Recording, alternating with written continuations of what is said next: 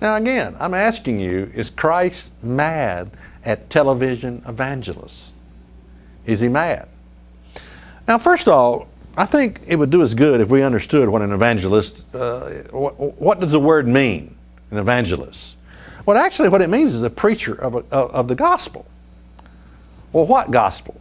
Well, the gospel of the soon coming government of God, the kingdom of God on this earth. That was the message that Jesus brought. Jesus came and he brought a message about this soon coming government, kingdom of God on this earth. In other words, he said, I'm going to return to this earth, and when I do, I'm mad, I'm angry, and I'm going to set things right. I'm going to make it right. I'm going to make your little world right. And that was the gospel that Jesus brought. Not only that, you can be a part of that kingdom that is coming to this earth. You too can rule alongside of Christ in this government of God. I mean, think about it. What would you like to correct? What wrong would you like to correct if you had the power? See, the problem is you don't have any power right now.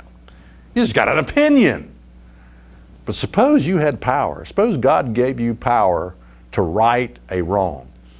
What would you like to fix? And I'm telling you, there's a lot of things I'd like to fix about our stinking, rotten society in which we live.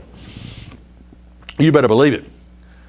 So, God is going to intervene in this sin-sick, war-weary world of suffering and death. That's the gospel of the kingdom of God. He's going to return, and he's going to intervene in this sin-sick world.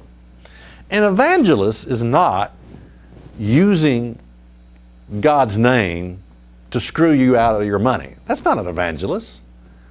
Why would you think that's an evangelist? Some guy gets on there begging you to send him money. That's not an evangelist. That's not the gospel. It's a fraud. It's a fake. It's a parasite. A lot of these men are nothing but parasites. They just suck, the blood out of you. They suck the money out of you. That's all they're good for. Remember Isaiah? What Isaiah said? In Isaiah 56 and verse 11, it says, yea, they are greedy dogs that can never have enough. You got to understand this. You got to be able to identify it when you see it. And people are gullible. They actually believe that their life will change if they send in this seed donation. Let me tell you something. You send in $1,000 to some minister, the only thing that's going to make you is $1,000 poorer than you already are. It's the only thing it's going to do. It's not going to change your life. It's not going to make your life different.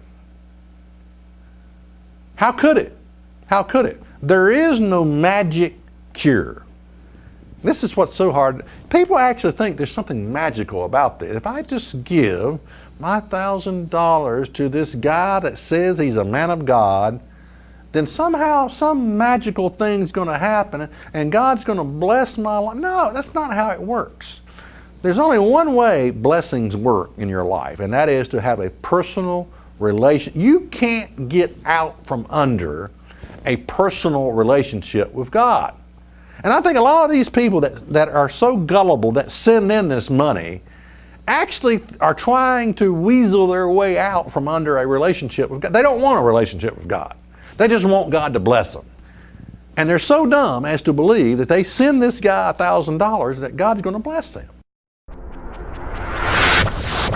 Is that really in the Bible? What you think is in the Bible is not.